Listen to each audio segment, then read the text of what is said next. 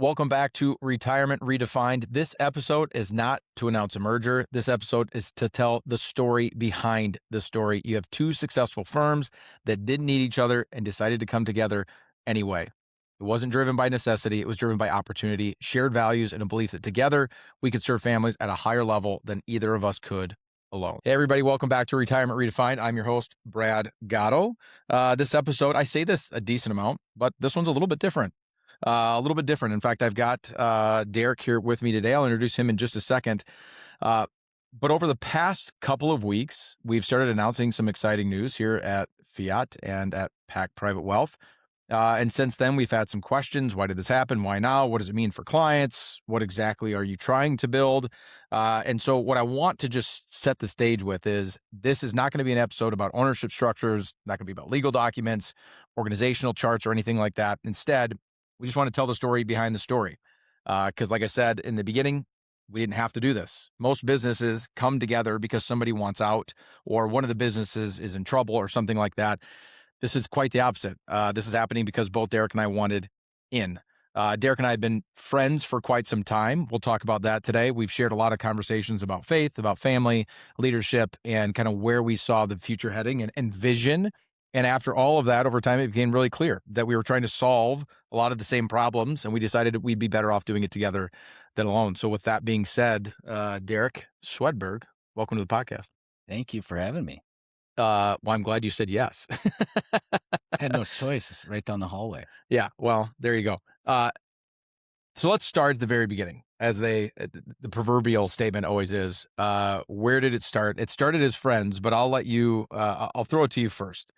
How did you and I first meet? When did that happen? Oh boy. Well, I'm going to try to tell this story in a light that makes me sound good. So sorry if you end up under the bus, but You tell it better than I do anyway, because the last time we tried to tell the story, I was like, what was it, like 7, 8 years ago? And you're like, no, it was like 13. yeah, I think it was 13 Yeah. years ago. Well, the quick version is we were attending the same church in Delano, Minnesota, the capital of Minnesota, and we didn't know each other, but we both had met the pastor, and I think the pastor had kind of figured out we were both in some form of financial services, and he probably didn't know a lot of the differences. And Still doesn't. yeah, fair enough. Yeah. So I had reached out to him after church one day via email. And by him, you mean the pastor? The pastor, Yeah. yes, correct. And I had invited him and his wife over to have dinner with my wife and me. And he sent back an email like, yeah, that'd be great. And so we set it up for Thursday night at 6:00 or whatever. And he came over, the pastor and his wife, and he got to the door, and I opened the door, and he looked disappointed. That was not the reaction I was expecting as he got to the door, but he didn't say anything. And he rallied and had a smile on his face and came in, and we had a great night. And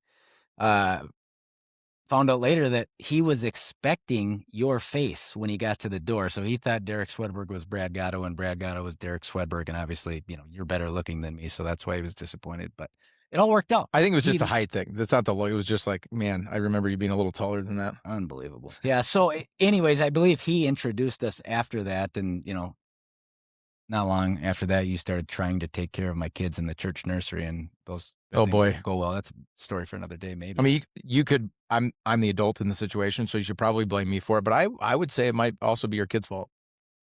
He would not agree with you. I know he wouldn't. He was just a little, what was he, 2? Yeah. One? That's probably, 2? Probably 2, yeah. And old enough to be able to enunciate naughty boy. Yeah. Yeah. Well, that it didn't start well. But then somehow, some way, through that introduction, we became friends. And I can't even, this is a real question because I don't know. Like what was the first time we ever actually, I know he tried to tell us we should be friends, but when did we actually hang out? I don't remember the initial conversations exactly, but I do remember you coming over to our house in the summer, and we had like one of those blow up pools for the kids. Oh, yeah. That's another great story, by the way. I don't know how long this podcast is, but you had that nice white GMC or whatever it was, and you were not, Chevrolet, I think. You were not happy when my son threw the water balloon at the car. You must have just... Well, to say that you and I treat cars differently is an understatement. Fair enough. Yeah. They're a complete utilization tool for you. And to me, they're a hobby and an enjoyment. Yeah. So...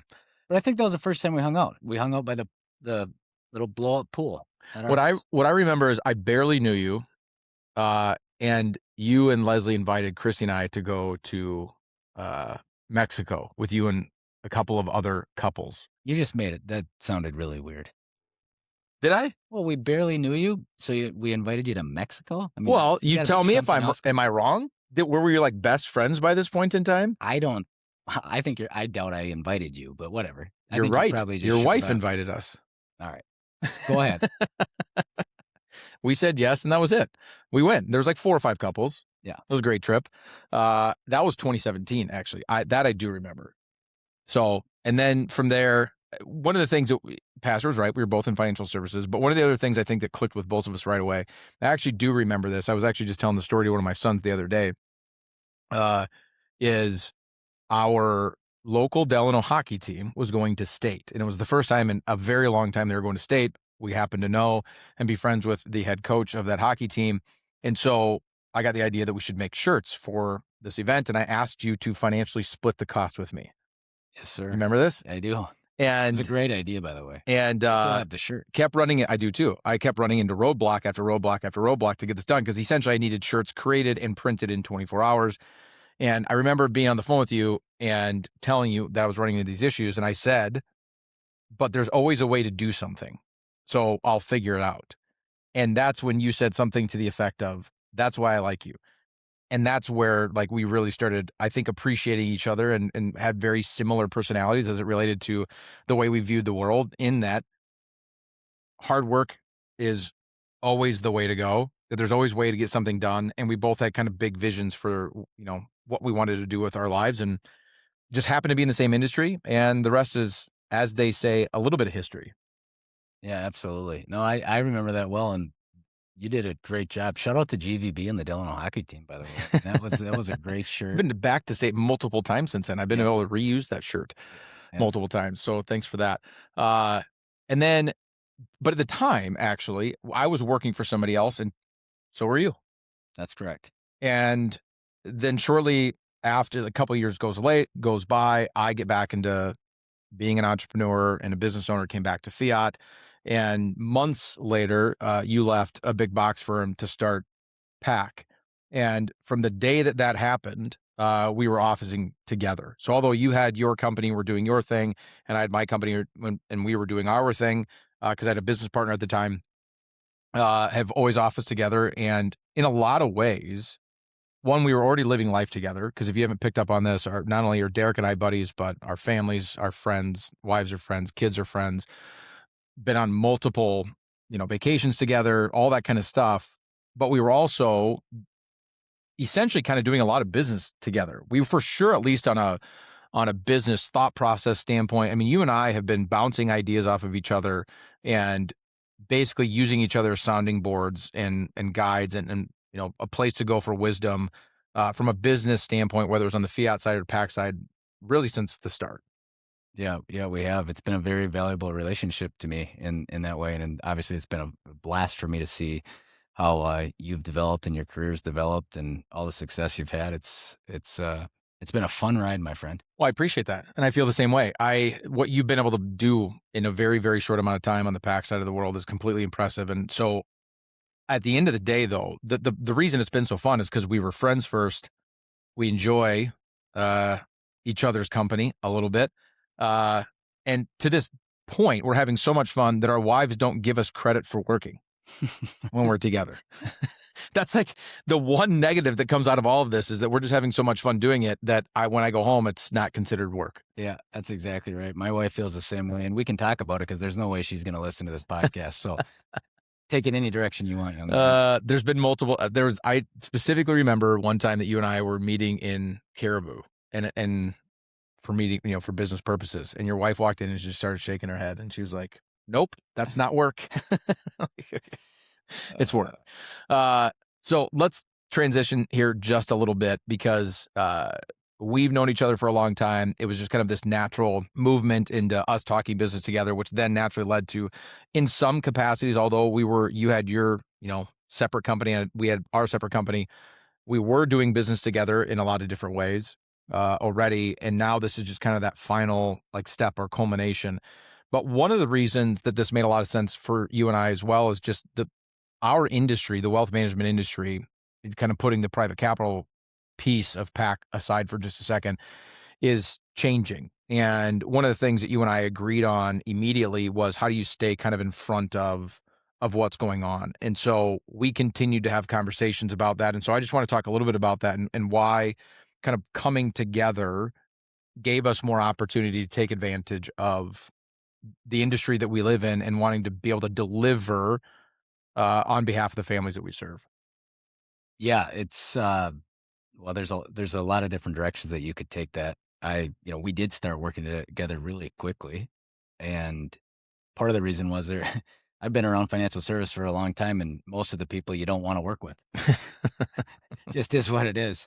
It's there's a lot of people in our world who are not out for the client first, and you know aren't that sort of proactive on behalf of people. And you from the get go did things differently, and you were ambitious in the way you did it, and you wanted to use technology to create efficiencies and systems and processes so that people could get the results that they deserved in the quickest amount of time. And I really felt the same way. So partnering on that from the get-go, even before the legal entities Yeah. were one, I think we got to know each other even better that way. And yeah, this world is really important because money makes things go, but as we all know, it can be abused, or it can be not stewarded correctly, or people can waste it in the advice business. Although it's going to be changing Yeah. with technology and other things going on in the world, is very, very critical. And so being out in front of the next turn, being on the forefront of opportunity that exists for people and creating a unique offering that really serves them, it's a fun space to be. Yeah. I think that when you look at our industry over the last even 50 years, going back like kind of big picture, it started off with essentially stockbrokers. I mean, that was kind of what financial services was. Then you look today, and financial services is basically like all the way up to basically a personal CFO Yeah. running kind of your entire financial life, everything from the obvious of asset management or, portfolio design and maintenance to cash flow planning to insurance stuff, estate planning stuff, business succession stuff, um, multi-generational planning, could be family governance sometimes. I mean, there's just a lot that can go into it. And one of the things you and I have in common is I want to be the best at everything I do. And I don't ever want to be in a position where somebody is doing something better than we are, that they're serving clients better. They have access to things we don't have access to. Uh, but in today's age, that doesn't mean that I have the best stock pickers. That means I have to build out an entire ecosystem that does all the things that I just got done talking about. And in order for us to make that happen, one of the things that made a ton of sense to both of us is where you were building on the PAC side and the value proposition to the families that you work with in a multifamily office kind of setting. And then what we were doing on the Fiat side, we were looking at it and attacking it from kind of a different side of the coin or the diamond, however you want to look at that. And then you started to think about the symbiosis of, okay, you're really good at these things and have built these things out. And we're over here doing, different things that we're good at. If we bring those things together, it just gave us a better chance to win and make sure that if we win, the client gets to win and we get to check the box or have a better opportunity of checking the box that both of us strive for all the time, which is I want to be the best at whatever it is that I'm doing. Which ultimately bleeds down to the client and them winning as it relates to opportunity, service, price efficiencies, just all of that kind of stuff. And so as it changes, we want to stay on the forefront of it. And one of the things you have to be able to do that are resources, good people, and the vision to make it happen. And so to me, that was the number one reason that from a as you look at our industry, it made sense for us to be together because although we're in the same industry, we were attacking it from different sides. And I don't think that's, not that you were doing it wrong or we were doing it right or vice versa. It's just how you're adding value. And then all of a sudden, after about 5 years, we started getting close together from a service offering standpoint, the things that we were working on to be better, that it just naturally made sense. So that leads into this next question, which is why now? We get that question a lot. We got that question from our wives. Why not 3 years ago? Why not 3 years from now? Or why, period? And so What changed for you, Derek, or what's your opinion of that question of why in 2026? Actually, it was official May 29th legally, but why 2026? Why didn't we do this a couple years ago? Why did we do it now? Why didn't we wait? Yeah, frankly, I think the reason we didn't do it earlier is because we were moving so fast. There was Yeah. a lot of building going on, and mergers take time, and things that we don't like legal red tape, and so we probably just naturally tried to work together as much as we could without taking the time to Yeah. do that sort of thing. Uh, but it became evident that as we scaled and wanted to serve more people, that we needed to do it. There, as you said, I hate this word because private equity overuses it all the time, but there was synergy in bringing the companies together. There was back office that allowed us to do more. There's technology that gives room for scale. There are different strengths that both businesses bring. And it was one of those situations where nobody was going to be negatively impacted. Yeah. A lot of times in an acquisition or a merger, there are people negative, whether it's employees or customers. And this was one of the situations where it's like everybody is better off because of this merger. And some people will notice it more than others, but it's definitely a positive across the board. And so I think you and I just made the decision that, okay, otherwise we will be talking about this in 3 years. So let's just do it. It's Yeah. like putting your kid to bed. I think that I think if we had more time, this would have happened 2 or 3 years ago. I do. But I think the reason that we were willing to carve out the time now versus 3 years ago to make it happen is because as Pat continued to grow and as Fiat continued to grow, the redundancies, even though you and I were meeting every week and talking about business, and that's really all we talk about when we're hanging out with our families and all the that a lot of the things that were going on in the PAC side and the Fiat side started becoming redundant. Just everything from a staff level to a tech level to an operational level. And I was like, okay, now this is getting painful enough that this redundancy is costing both of us because we're essentially like-minded already. We already shared some clients. Why wouldn't we push a little harder? And because everybody knows how this goes. We've all got our important bucket in life, and then you've got your urgent and important bucket. And we all, because we're all so busy, tend to get stuck there. Everything's just the only thing you ever tend to work on is the stuff that's important and it's urgent in the moment. This only becomes urgent if you want it to be urgent, right? Because it didn't have to happen. Like I said at the beginning of the episode, and I think this is important for people to understand, you had two very successful companies in their own right. They didn't quote unquote need each other. It wasn't like one was rescuing the other one. And so it was urgent for that reason. But we're also business-minded guys. When you start to get to the point of all these redundancies and inefficiencies, when you're trying to be the best, it's like, well, okay, now we have to sit back for a second, figure out from a legal perspective, how do we make this happen?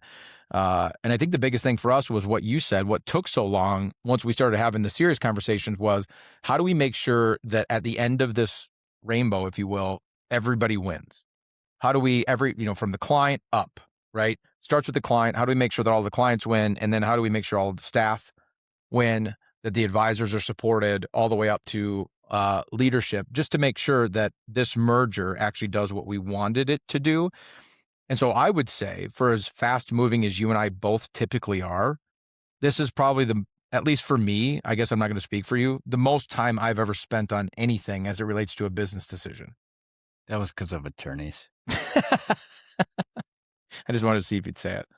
They did have something to do with it. I just mean my own mental power and just making sure, because like you said, just because we thought it was going to be fun and it was the right thing, we both have a responsibility to our clients and to our employees to make sure that we're not making decisions that aren't also going to benefit them.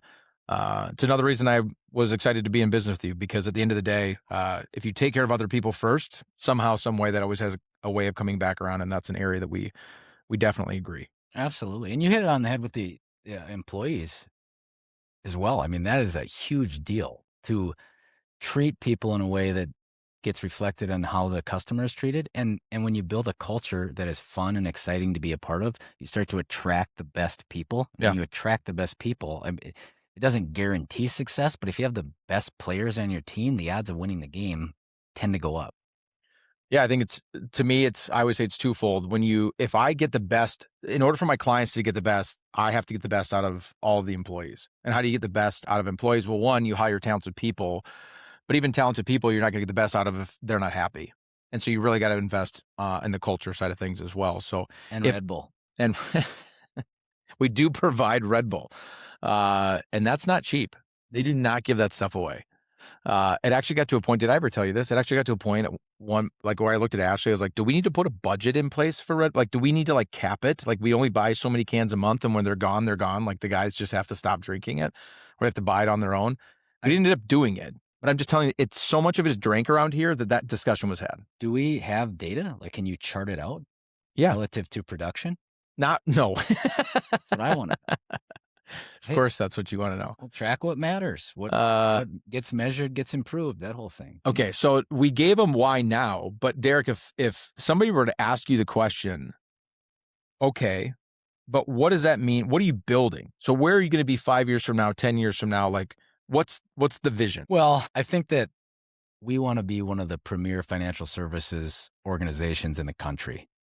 And there's a big vision to serve a lot of people, and you can go and get into metrics with this if you want to. You obviously don't have to, but we want to create an atmosphere where the customers excel, and we can continue at a rapid pace to serve more and more of them.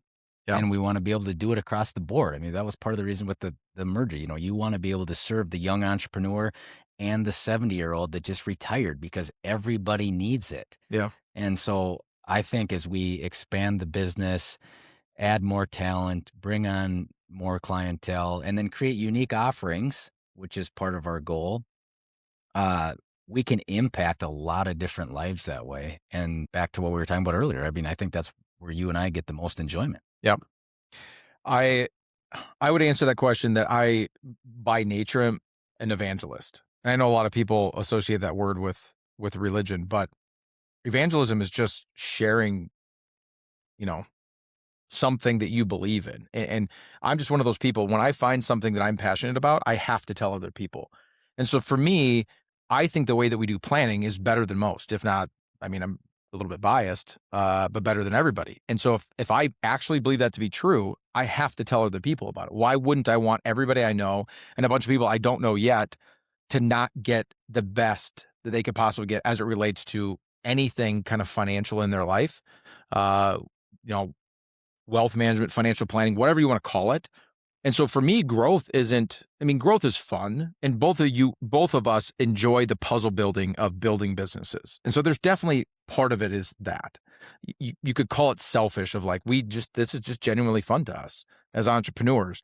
But the other part of it to me is the fun would eventually wear off if I wasn't passionate about what we're, the product, so to speak, that we're building it around.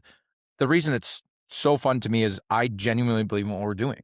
And as an evangelist, I just have to tell other people. So growth for me is a necessity by nature of who I am from a personality standpoint, because whatever I find that I'm passionate about, if I believe in it, naturally, if I'm a part of it, it should grow just because my personality is going to be forced to tell other people. Well, and healthy things grow. Yeah. That's how the world works. Yep. And so when you grow an organization, you're getting the ability to serve more people. You're creating opportunities for young leaders. Like there's certainly some, friction that can come with growth, but if managed correctly, it's a good thing for everybody involved. So I admire that about you, and I hope we never stop on that. I hope we're sitting in this same table like Charlie Munger and Warren Buffett when 99 talking about this. I don't think I'm going to make it to 99. I've taken a detailed life expectancy quiz, and Gary Brecka.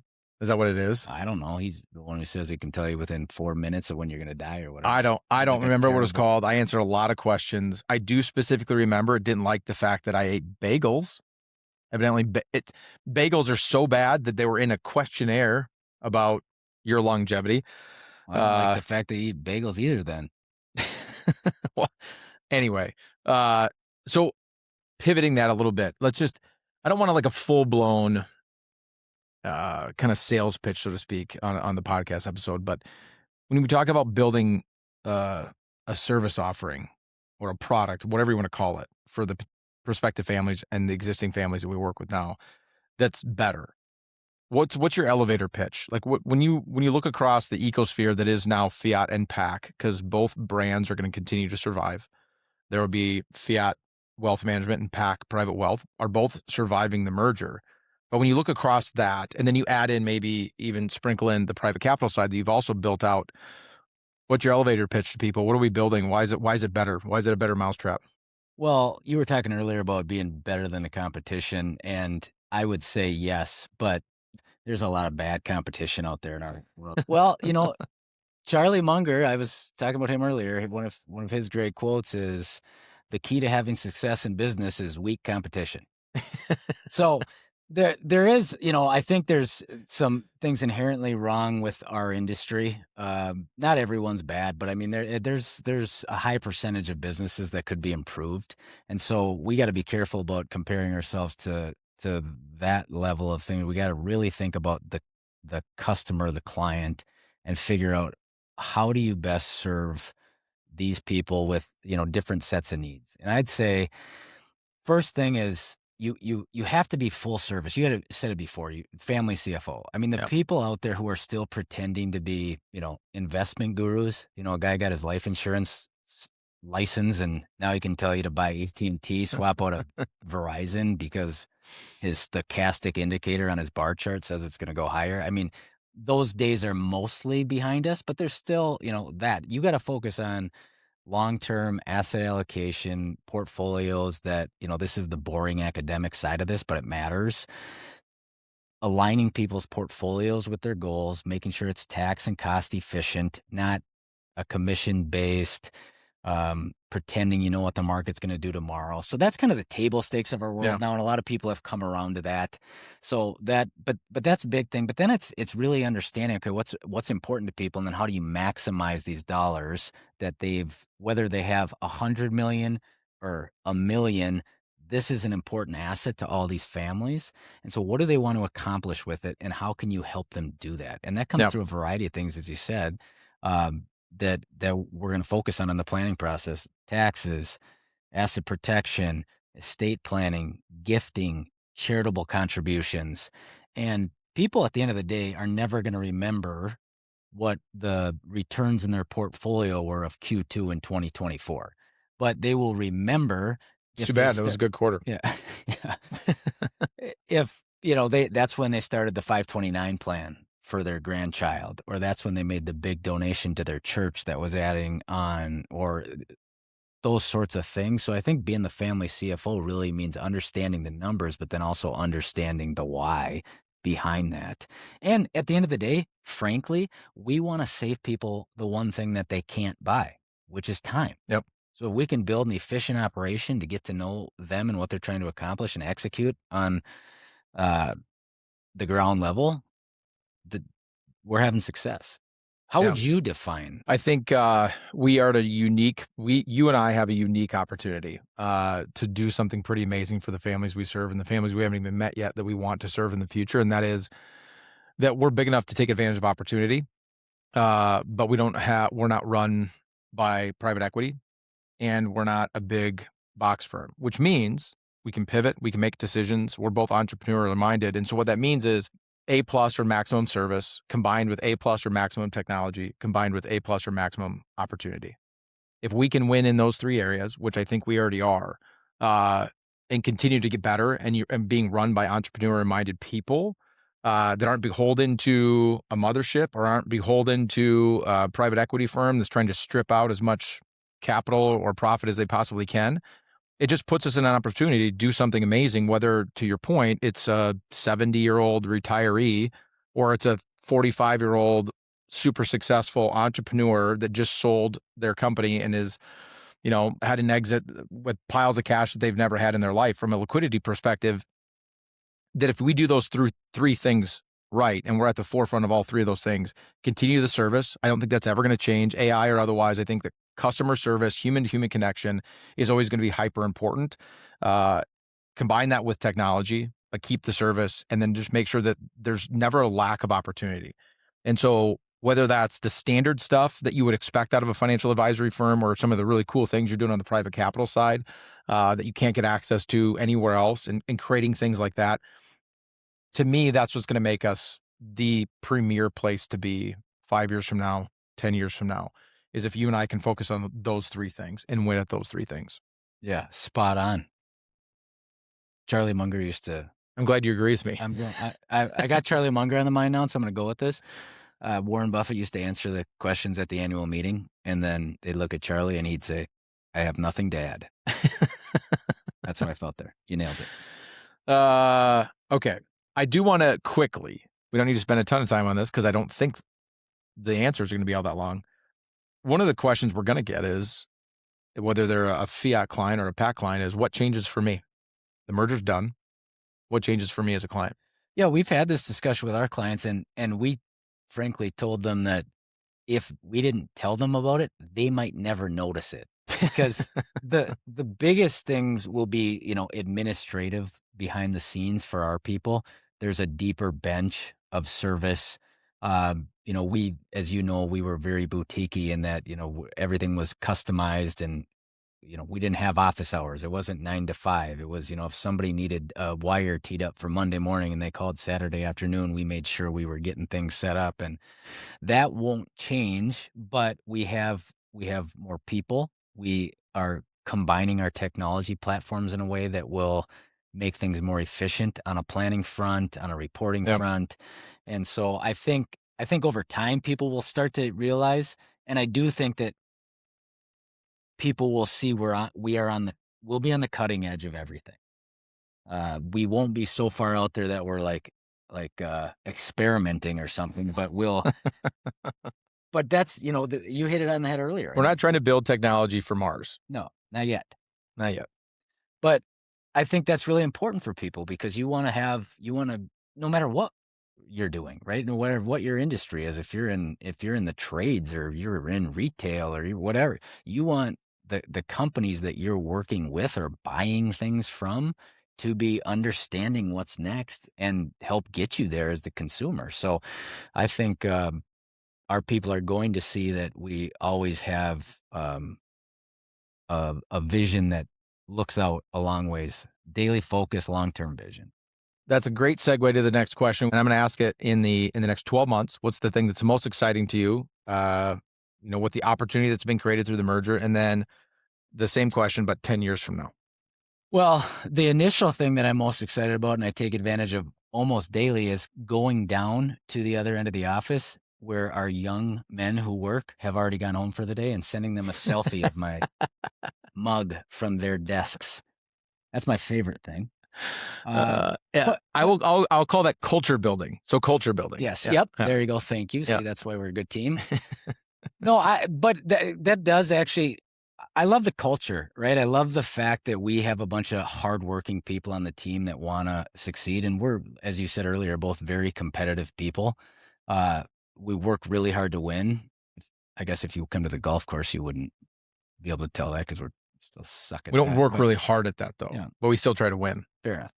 But now that people feel like, we're all really on the same team, and when you start focusing on goals and seeing young people develop, that for me is fun. I like to see other people win, and I get to be more intentional about that now, and I get some of the day-to-day stuff that I'm no better and probably worse at, taken off my plate by people who are more efficient with it administratively and compliance and that sort of thing. Yep. So I am benefiting multiple ways from this transaction. How about you? In the next 12 months, behind the scenes, you and I have a lot going on. We have a lot of decisions to make. We have more opportunity than we know what to do with. And so over the next 12 months, the thing that's most exciting to me is being able to whittle that down to where are we actually going to invest our time, our energy, our efforts, our resources. It's a good problem to have. Like we've got opportunities and people kind of pounding down the doors, which is, it's just great. It's just a ton of fun when you go home and you're laying in bed and your head is spinning and you're like, man, I've got 3 amazing things we could do. We don't have time for all of them. We don't have, maybe sometimes it's resource, whatever. We can't do all 3. They're all really good. Like, what do we do? To me, that is it's a good problem to have, and it's just a fun exercise. And so in the short term, I would say that. How about 10 years? Yeah.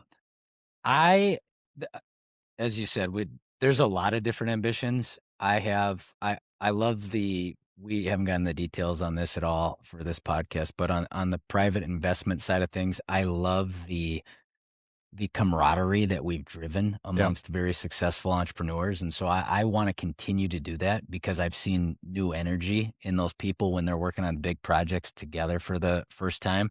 I'd love to do that all across the country.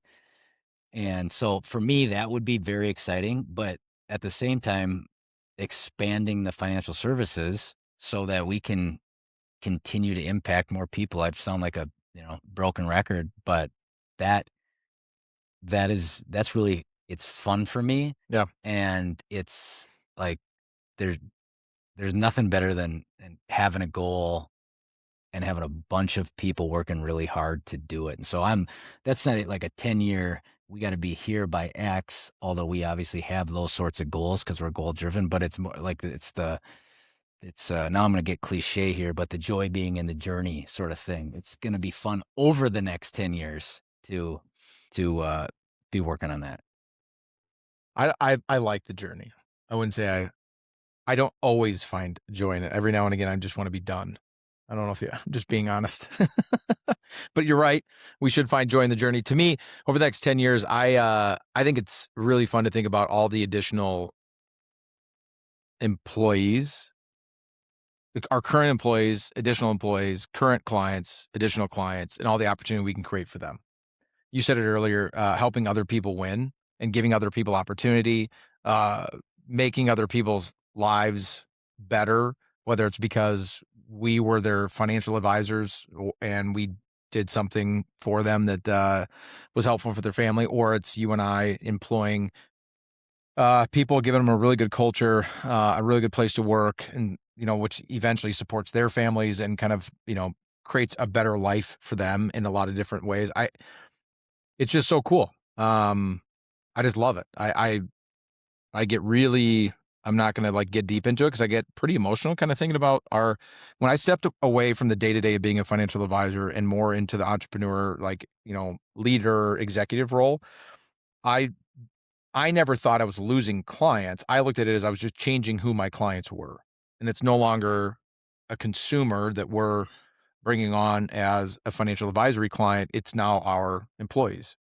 Absolutely. And you know this, like relationships make the world go round. And Yeah. we have such an incredible opportunity. We get to meet some of the greatest people you'll ever find of all ages and backgrounds. And so how would you not have a blast doing what we do? I mean, the people are absolutely phenomenal. And that, speaks to you and part of the culture that you've created that's been a magnet for the right kind of customers and the right kind of employees. And it's if you come in here and don't have fun, something's wrong. You need another Red Bull. Possible. Well, I'm really excited about everything we have going on. I really wish, there's part of me that really wishes that everybody knew at all times everything that we were working on and all the opportunities that kind of are out there in front of us, so that they could be as excited as we are. Because every time we meet somebody and it doesn't happen a lot, and they say no, or they don't want to be a client of the firm, I just want to literally sit down with them and be like, you have no idea what you just said no to. Now, I may be a little biased. I will admit that, but we're very blessed. And I think that's a really good way to kind of wrap up this episode is just both of us would agree. I know we've talked about this. Feel very, very blessed to be where we're at. I don't think that we are where we are simply because we're the most talented or we're the best at anything necessarily. But it's a combination of us just understanding that we're called to work. We're called to use your language, take dominion, and couple a little bit of that with a lot of bit of blessing and grace. And my hope for us over the next 10 years, 20 years, or however long it is, that we never forget that the humility stays a part of the conversation, and that we're always relying on and looking for that same amount of grace and the same amount of blessings, and that we do the right things with it.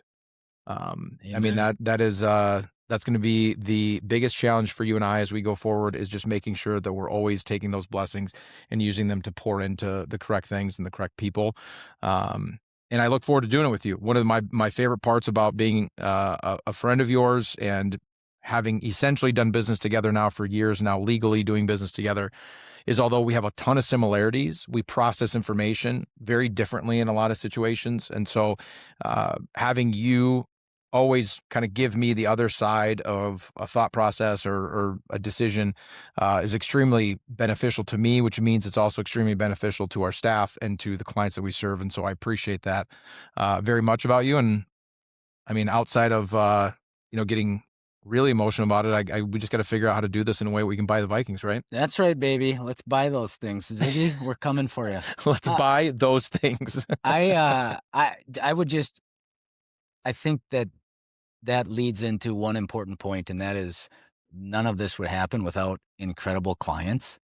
And so if anybody gets to the end of this podcast, which I don't know if they do unless they're in that, Well, they have 2 times. 394, They can yeah. 2 times it. They'll get it done in 20 minutes. Maybe Minnesota construction season's got them all the way to the end. We should have warned them up front they should be 2 timesing this. That's fair. Yeah, Maybe Kaylee can edit that in. we'll do it. But we wouldn't be here if we didn't work with some of the most awesome people ever. And we're very thankful for the clients out there that have given us this opportunity, and look forward to a lot of fun and new ways to grow together over the next, however long it takes us to get to 99. 90, the age 99? Yeah. Are you Charlie Mungering? You're going back to Charlie Munger again? Charlie Munger. I was sticking with the same I feel like at this point you've mentioned him so much, and now we're going to have approval from his estate to publish this podcast. If his estate will talk to us, that'll be great. We'll do a new podcast. Fair enough. If you made it the entire way through this podcast, thank you for joining us for this episode of Retirement Redefined.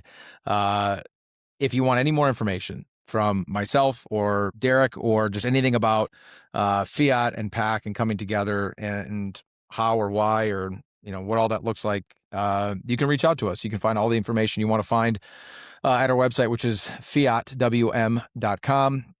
You can go out there. If you haven't subscribed to the podcast yet, I'd encourage you to do so. I promise you there are better episodes than this one out there somewhere, inside of the 100 and whatever odd episodes we put out there. I'm kidding. I have to give Derek a little bit of guff, but this has been one of the funnest episodes I've gotten to do to this point. It's something that we've been working on for very, very long, and it's just always fun to do business with people that you like and trust and you live life with outside of that. So thanks for joining us. It's been a special one for us. Hopefully you enjoyed it as well, and we'll see y'all next time. I have nothing to add.